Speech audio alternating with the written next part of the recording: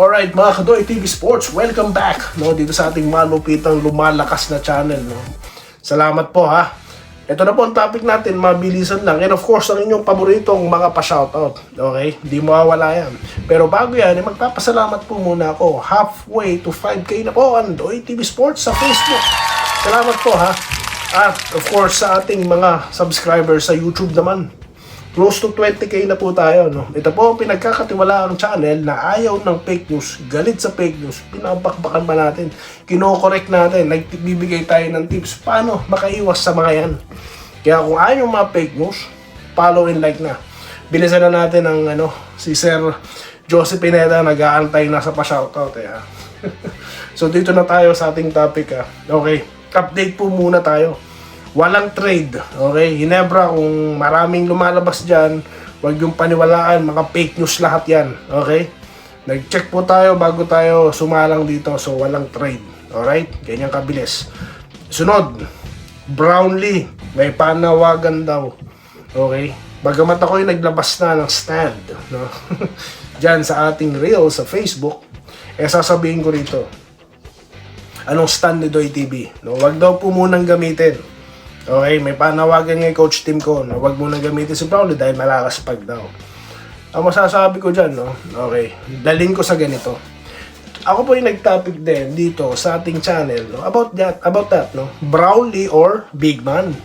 Okay, marami po, majority po sa mga subscriber nito na Hinebra fans ang agree sa akin na Big Man daw po muna. Okay, bakit?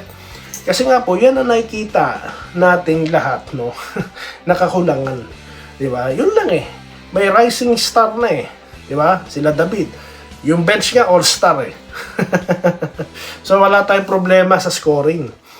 At isa pa po sa mga benefits na nakikita ko dito, yung nakita po natin sa Northport. Tignan nyo nangyari kay Munson. Tignan nyo nangyari dito kay Arvin Tolentino. Di po ba tumaas ang kanilang percentage? Okay. Magagaling sila pero lalo pong lumabas yung kanilang talent on scoring. Alright? Diba? How lethal they are, diba? Kasi nga, they don't need to worry about rebounds, Sige, tira mo dyan, tira mo doon, atake ka dyan. Nandyan si Kadip. Nangyari na noon sa Hinebra yan, yung meron kang Chris Alexander, di ba? Magandang subukan ngayon, Tama po yan, complement to complement, timing na timing, para pahinga si Brownlee sa darating, na February window ng FIBA, So okay, magsisimula. Kaso kung gamitin man po si Brownlee neto ni Coach Tim Con, wala rin akong tutol. Bakit? It's a good opportunity for him, na pakondisyon, parang practice. Kasi nakapahinga naman na si Brownlee, di ba? Alright? Para hindi kalawangin din. Kailan yung laban niya? Di ba or laro niya nung sa ESAL pa? ESAL? Di ba ba? So, yun lang para sa akin. So, gamitin o hindi, walang problema kay Doy TV. Okay? Well, support natin ang decision dyan ng management. Dahil naniniwala po ako, ang atleta, kapag may go signal ng kanyang mga trainer, alright, wala pong problema. Pwede silang maglaro.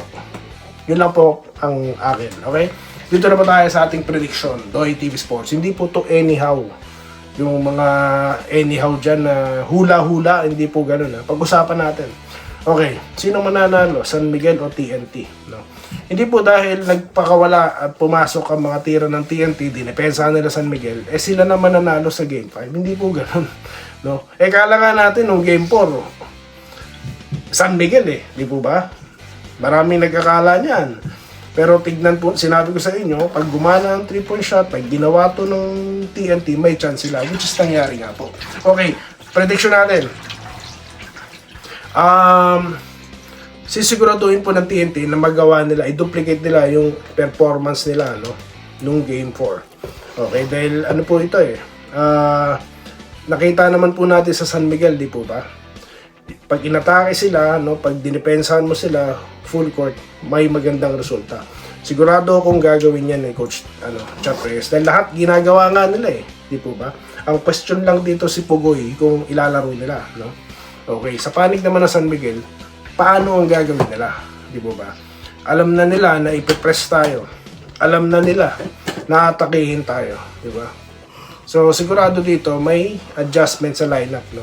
Maganda na po yung ginawa nila, na si Chuami Chongson, ang nag-first 5, no? Baka po siya nandito, no? I-first 5 siya para po sagot sa gagawing press dito ng San Miguel.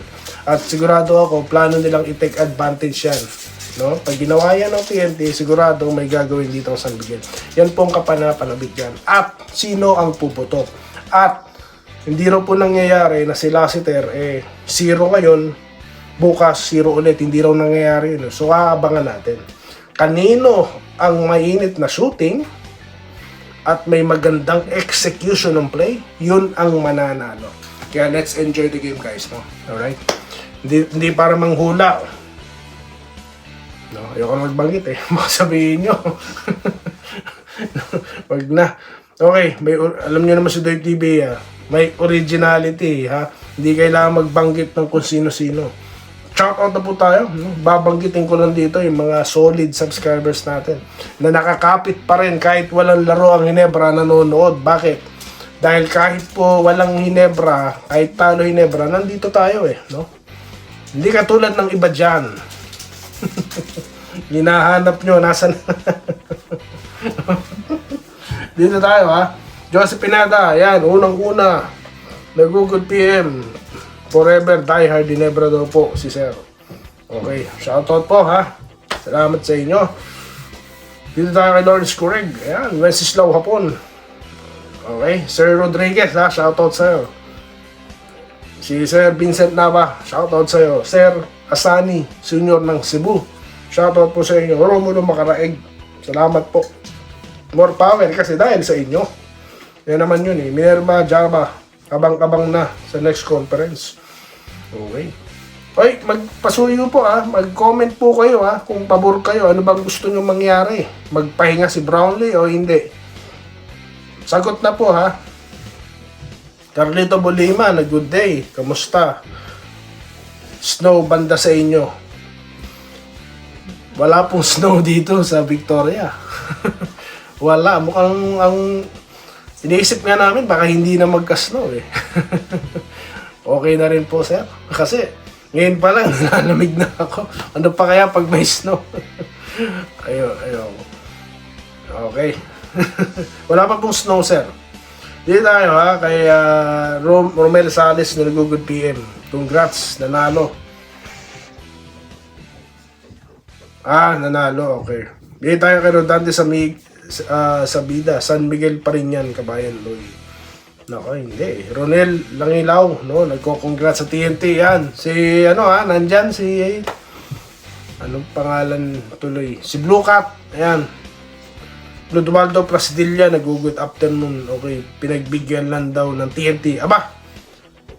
Ano to? Lang ang TNT para, hindi ba? Para di mag-aali sa chat Hindi po totoo yan. No?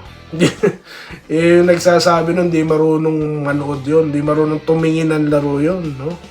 Okay? Wala. Huwag yun na pong pagpapansinin yan, yung mga nagsasabi. No? Kahit naman po sister team, yan ang sinasabi nila. Ngayon, hindi na po sister team ang naglalaban. Meron pa rin mga ganyan. So, huwag yun ang pakinggan. No? Mga po yan. Hindi magandang vibes yan. TNT, go, go, go, no? Kita niyo naman yung gaano sila kalakas yung TNT sa shooting, Diba? Nung pinagbigyan doon, hindi po pwede, Archie, Makirang, ingat kayong lahat, viewers. Roderick Rodriguez, ano masasabi mo sa Game 4 ng TNT at SMB? Napakalakas na team at defending champion, tinambakan na umabot sa 35 points. Walang kwentang laro daw. Masasabi bang championship game yan? Actually, nangyayari din po yan kahit sa NBA. Sabi ko nga po sa ating nakaraang content, no? Kung napanood nyo dyan, no? Sinabi ko na nangyayari talaga na may tambakan po talaga. Kasi nga po, iba na po ang shooter natin ngayon, no? Diba? 4-point shot, di po ba? Iba na po, mabilis na po ngayon ang scoring dahil nga po shooter na halos kahit mga sentro tumitira na ng 3-point shot. So nangyayari yan, pag nagkahawa-hawa yan, ganyan po talaga outcome. No? Yun lang ang masasabi ko. Para sa akin, TNT daw po magcha-champion. Nako. Ito po, si Segundo Aurelio. Salamat po. Shoutout sa iyo. Robert Keviab. Hinebra ako. Pero sa series na to, 2-2 SMB daw po si Sir. Alright. May nagsasabi po sa akin, mag-SMB na lang daw si Doy TV. No. Anong masasabi ko dyan? Wala po akong kakampihan ngayon. No. Okay. Mahirap pong pilitin, no, na kung mag-SMB ako. Di naman po ako bandwagon, eh, no. Ano po yan? Nasa kusa po yan, no. Kung maramdaman mo sa sarili mo, no, na, oy, sandali. Maganda tong team na to, ah. No, sige nga, nasubaybayan ko na. Yun na yun, eh. Tapos pagka nakakaramdam ka na ng frustration dahil natatalo sila, eh fan ka na, no? Ganun po yun. Hindi kung sino lang ang nananalo, sino lang ang magcha-champion, eh sila na. Dito ako kasi ito, hindi ganun po ang pagiging fan. Di po ba? Okay po ba tayo dyan? Ito po, Leo Rivera Gutierrez, nagbakaw si CJ. John Nipas, pag gumana 3-point shot ng TNT, magcha-champion daw. Ganun po talaga yan, no? Roderick Rodriguez. Ito. Naulit lang yung sinabi niya. So, yan po ang ating mga pa-shoutout. Ngayon, maraming salamat po sa pakikibahagi nyo sa ating channel, no? At sa page, no? Napapanood din po to sa ating Facebook page.